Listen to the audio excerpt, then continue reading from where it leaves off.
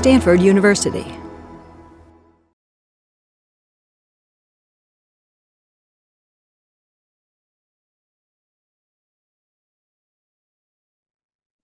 Welcome.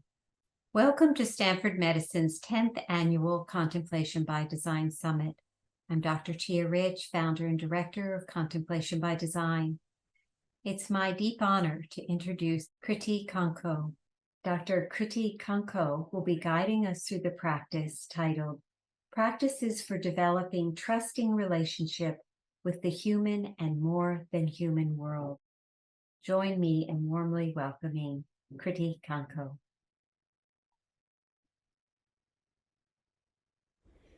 Thank you so much, Tia. Welcome, everyone.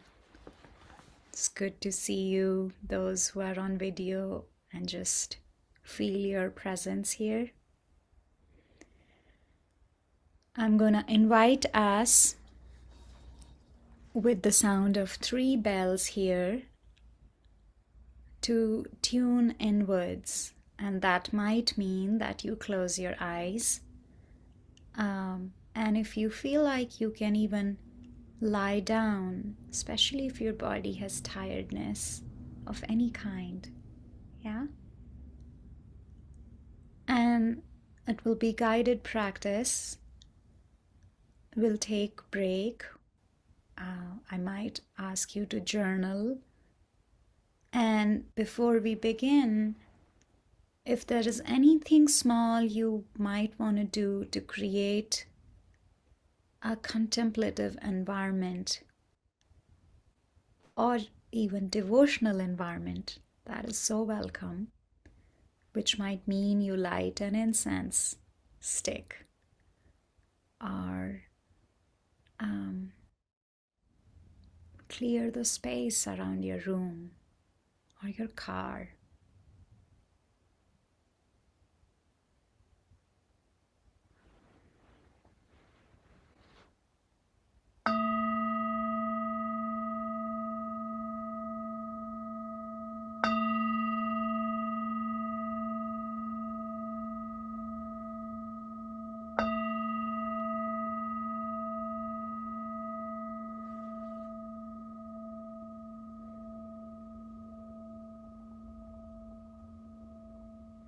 As the sound of the bell recedes,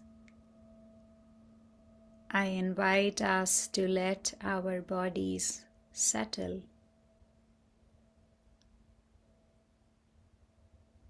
Like a lot of dust or sand in a landscape. If there is no wind, the dust and the sand will settle with gravity. So loosen your shoulders. Let the weight of your body fall fully on your cushion or chair, your mat.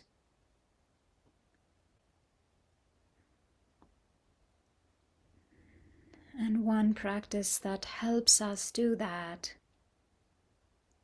is to take deep, long inhalations. With the inhale, you stretch your body. It becomes longer and wider. Like my shoulders take up more space. And my spine is elongated. And when I breathe out,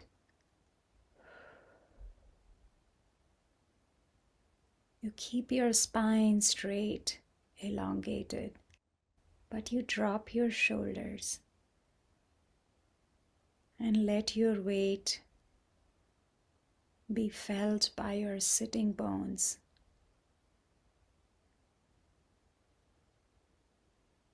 One more time, deep breath in. You're becoming taller and wider. Take your space.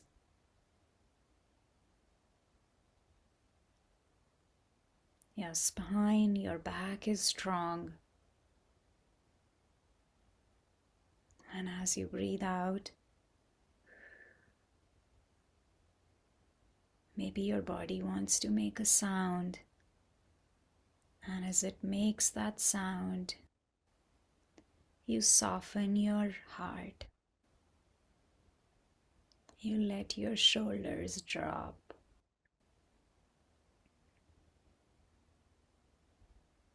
This paradox is sometimes called strong back, soft front.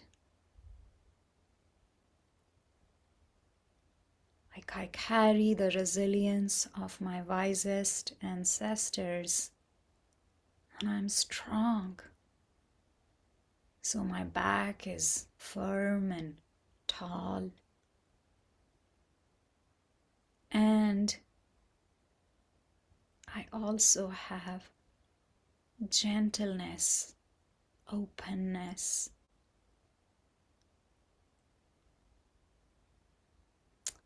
I can let the pain in. I can feel it.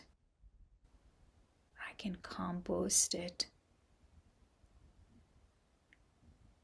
So I soften my shoulders and my rib cage. You might even want to put a hand on your heart.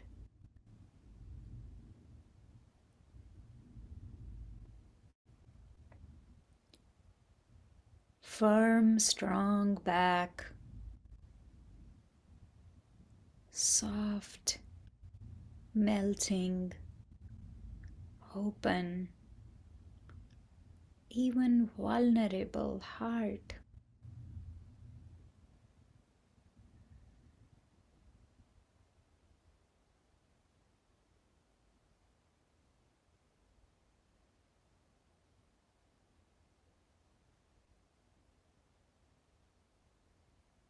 In the next few minutes, I will go quiet, and I'll invite you to notice, where do you feel firmness and resilience in your body? And where do you feel tenderness, a kind of quivering of your heart, a broken-heartedness? You can notice the places where your body makes contact with cushion or chair or mat, your shoulders, your legs. You can feel your eyes resting in your sockets.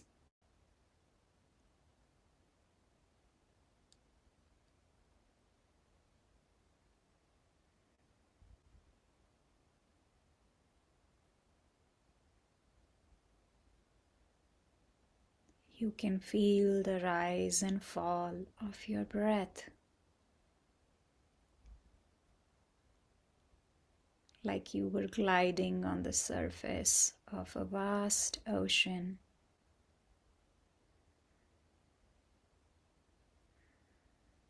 And your breath was a wave.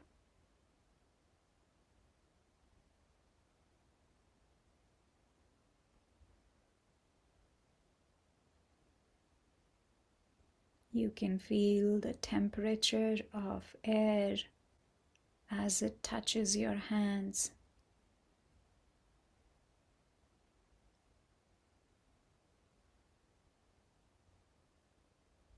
You can feel the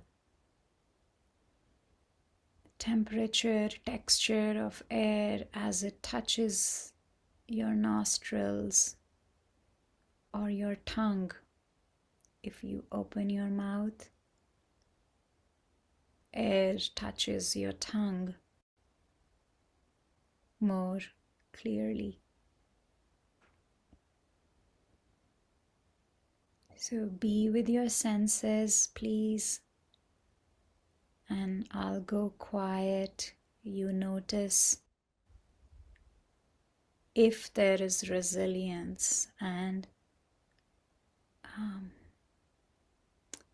firmness in your body.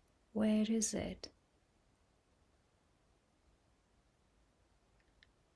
And sometimes it's hard to access it. That's okay. And if there is tenderness, open-heartedness, brokenness, where is it in your body?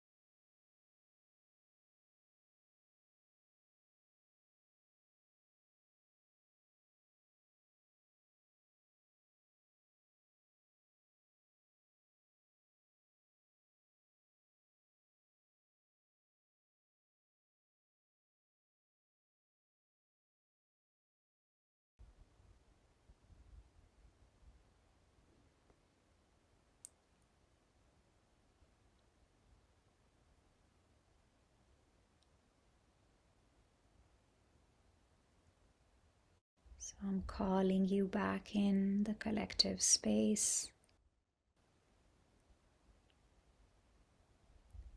If you want to get into the typing space, I want to invite just a few shares. Where did you find stability, strength, firmness, if any?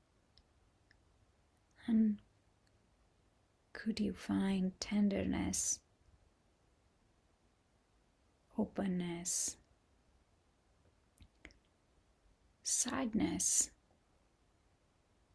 in your own body?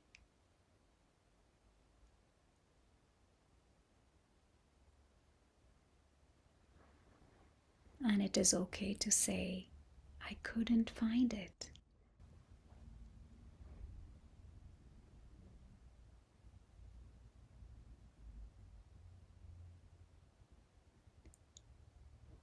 Maybe you could find emotions and strands of thought, but not body sensations, and that will be welcome too.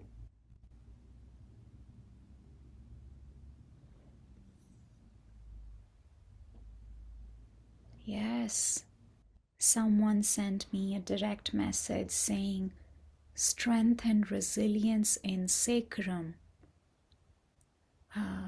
root chakra. That's beautiful. Beautiful. Firmness and stability in pelvis. Sadness and worry in my gut. Wonderful.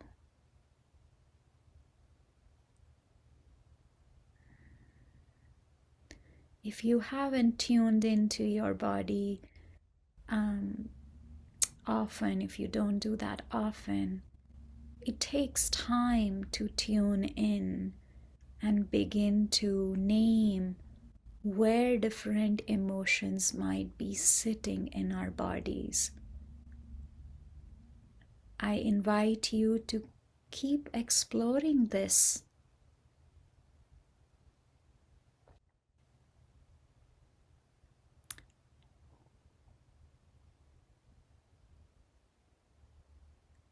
Another person said, my core, my belly felt weak.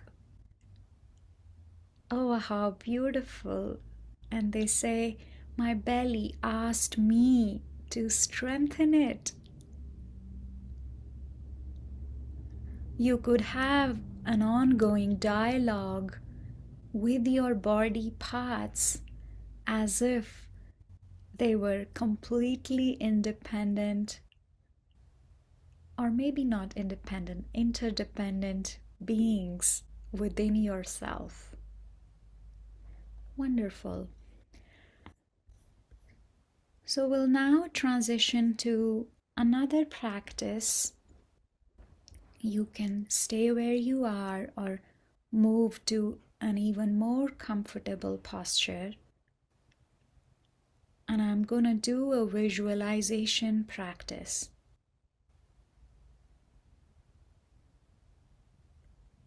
So you are on a walk, a hike. Wherever you live right now, in this walk, in this hike, you are climbing an imaginary or real mountain.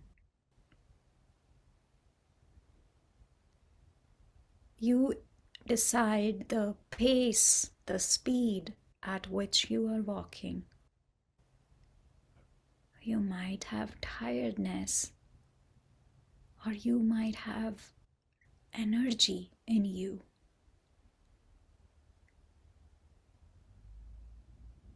If you like, you can decide, don't give it too much thought. What kind of clothes are you wearing? Keep it simple and keep walking in your imagination. As you are walking up, up, up, you begin to see that this hike will end on a mountain peak. As you are walking, there are shrubs and trees on your path. Maybe you meet some wildlife on the way, some birds, and you keep walking. You're getting closer to the summit. And around the summit area, there is a place where people can sit.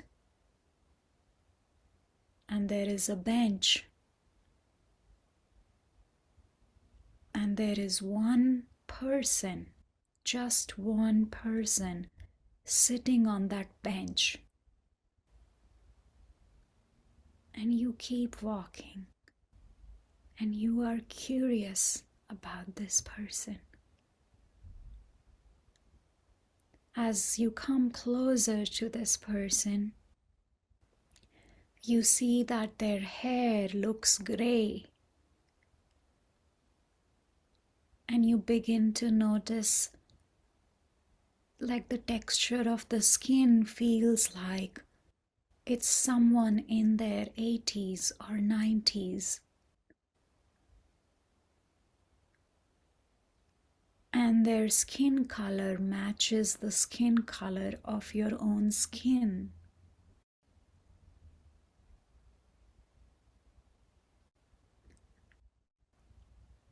From a distance, this person's aura is like the kindest and wisest person who has ever lived on the planet. Like they are old, but their posture indicates a trust in life. And they are wise, and they are with their whole heart waiting to see you.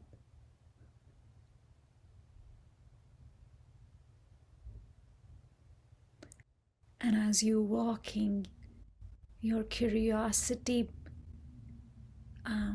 is strong, and you almost are devotional, sort of like truly wanting to meet face to face this wise, loving, compassionate being.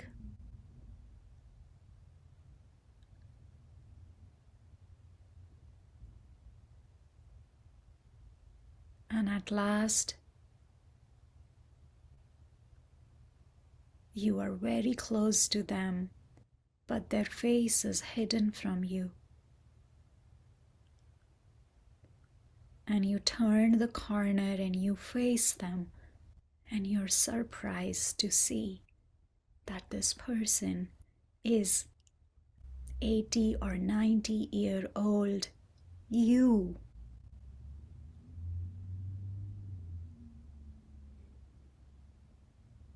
You.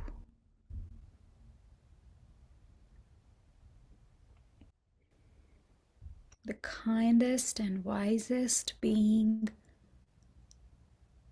who's walked this beautiful, alive, intelligent planet.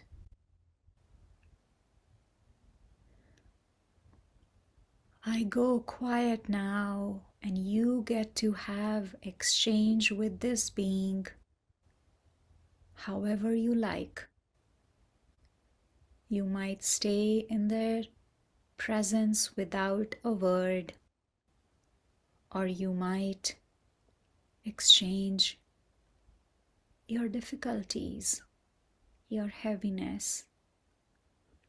You might have questions for them, and they might have questions for you.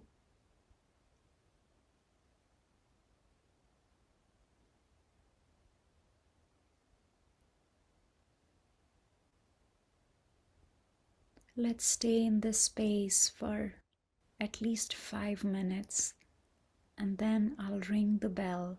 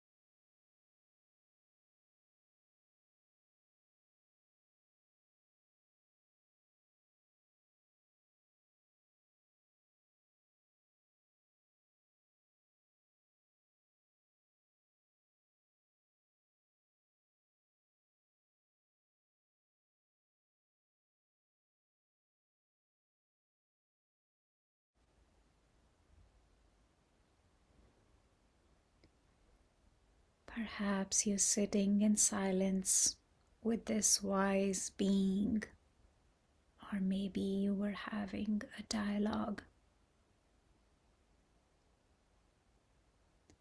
Consider bringing a difficult question to them, something that weighs you down, makes your body heavy, and whatever response emerges from this wise being in your imagination, let it come. And maybe at the end of their response, the wise being will give you a physical object. Let that object emerge. Don't force it. Let it surprise you.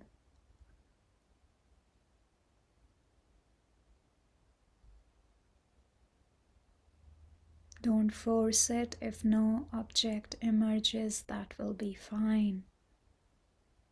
Okay? I leave you here another few minutes.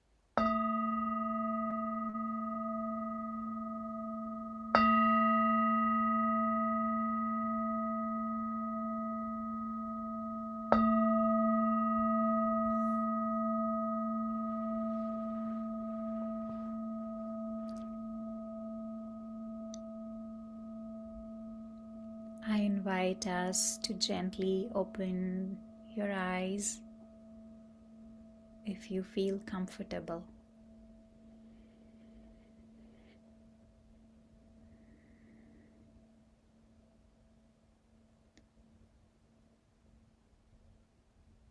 At this point, I would love to know, either through audio shares,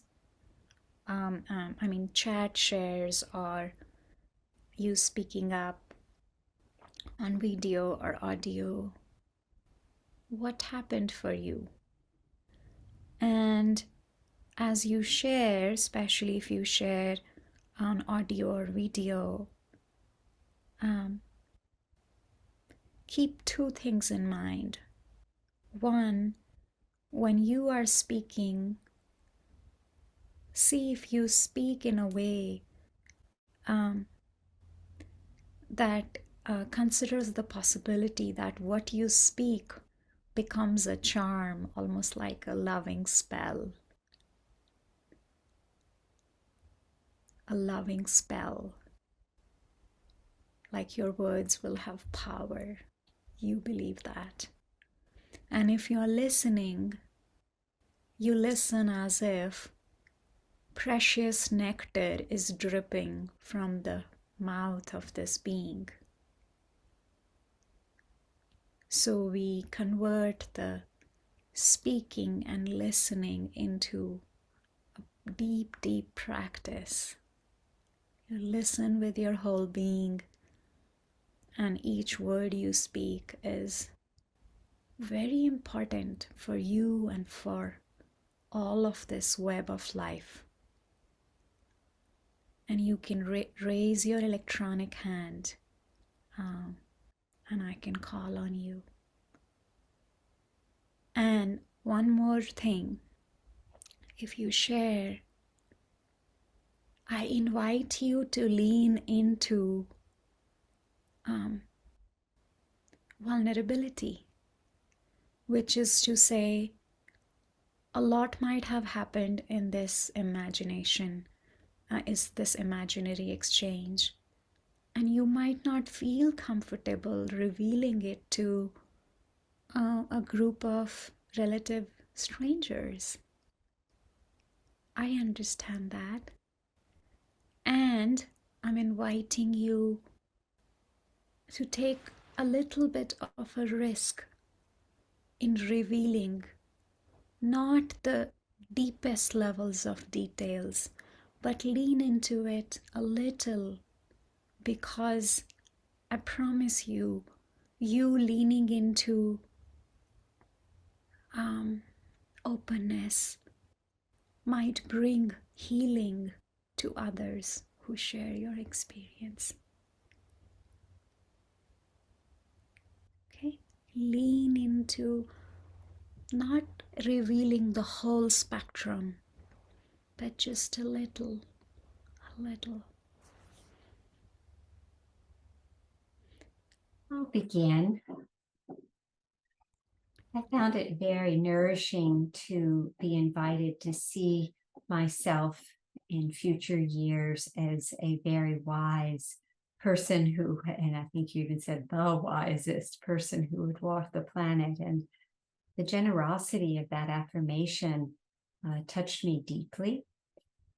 And then when we were invited to receive the object that our older self offered to us, I was also delighted and touched by the fact that just immediately a hand trowel to work in the garden is what came forward. And I garden now and love to garden, and felt it was a real invitation to turn more of my time and activity to growing food and flowers and working in that intimate relationship with planting and tending and harvesting. Yeah. Thank you so much for sharing that, Tia. When I first did this practice, and I'm not someone who gardens regularly at all, I am delighted to report to you that I received a spade, a gardening spade myself. And I'm, as I said, not a gardener. Anyone else?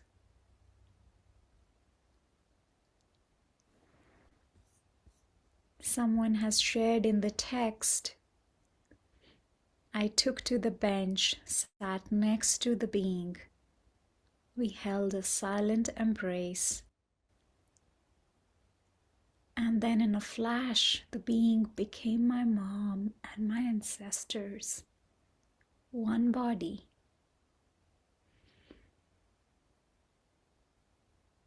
Oh, the one body wiped away the tears from my cheeks, and unison they said, I am here. Thank you. We don't plan for these things, but the ancestors are connected, and we are indeed one being. There is a chant that I was wanting to introduce today. It's called Om Soham. Om Soham. And it means I am that. I am universe. I am you. I am my ancestors.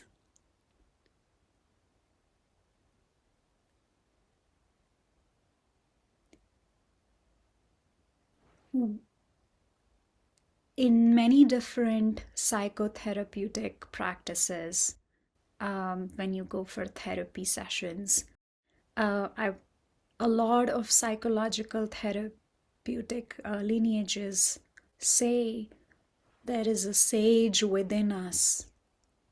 There is a sage within us. We have these fearful parts and angry parts and confused parts, and then there is a sage voice, so we can develop relationship with it.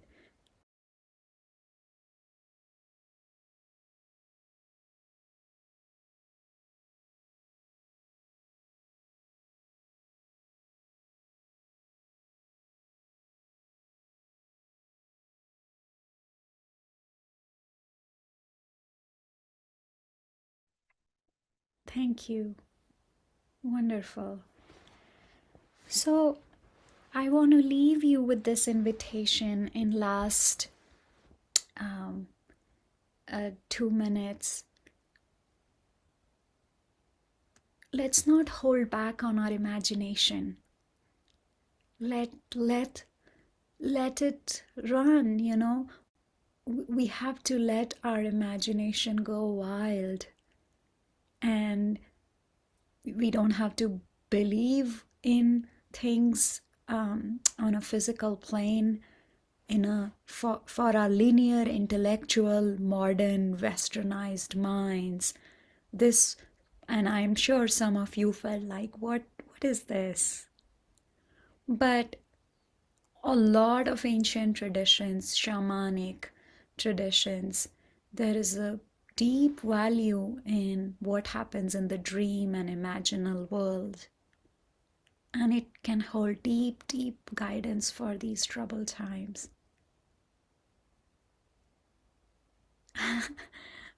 Someone has just shared, my object was a feather. I opened my eyes and on the floor there was a feather.